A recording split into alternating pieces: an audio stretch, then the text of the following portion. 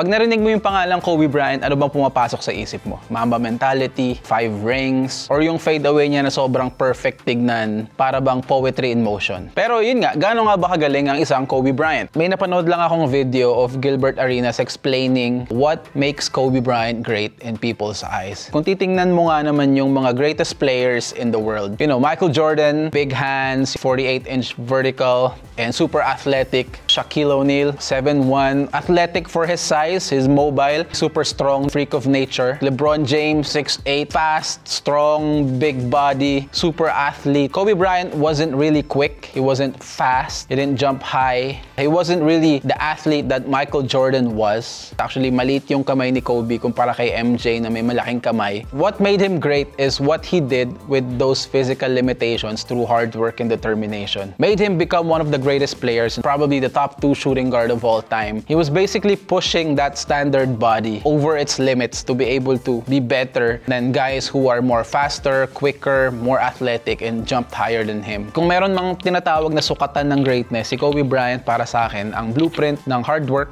at determination.